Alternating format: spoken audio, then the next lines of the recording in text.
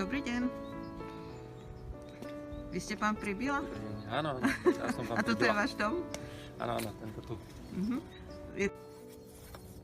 Ako ste prišli na tú myšlienku postaviť si takýto dom prikrytý zeminou? Prvý kolega bol vlastne nie spolužiak, ale spolubývajúci na PhD štúdiu a mal takú knižočku malú. A ja som ju do rána prečítal.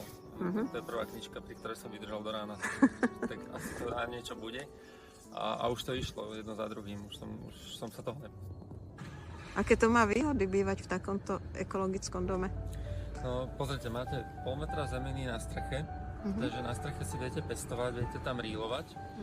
Vnútri je vďaka tomu pol metru zeminy obrovské ticho, tam nepočuť nič, ani stíhačky z vedľajšieho letiska.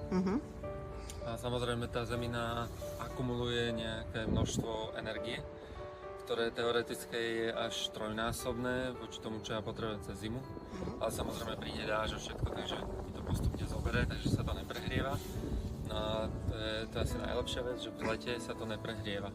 Čiže ja Že tá klíma je stále taká stabilná, že nejaké koľko? Žiadne 3-4 extrémy stupne? počasia sa ma vlastne netýkajú. Tak to tak vymenujme, že energie šetríte?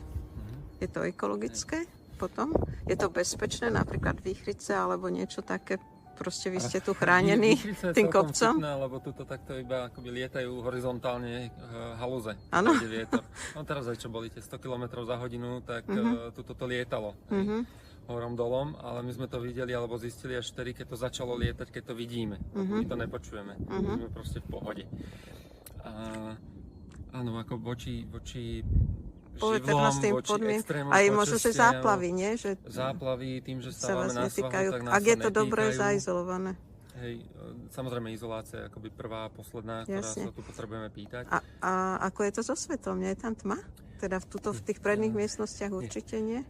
Všetky obytné miestnosti musia mať jak možnosť vetrania, že aspoň jedno okno otváravé, tak musia mať svetlo a ako náhle je to pobytová miestnosť, čo znamená, že teoreticky by to mal byť aj obchod, ale tam sa to nejak akceptuje, tak má mať číre sklo.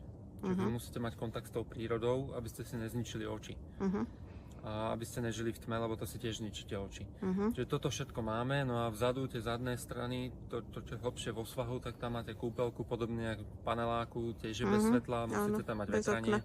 Šatník asi. Šatník, technická miestnosť, dokonca aj kuchynská linka, lebo tam väčšinu roka je tma, keď varím, či ráno, či večer, tak je väčšinu roka tma, takže aj tak si musím zažiť, tam je to úplne jedno.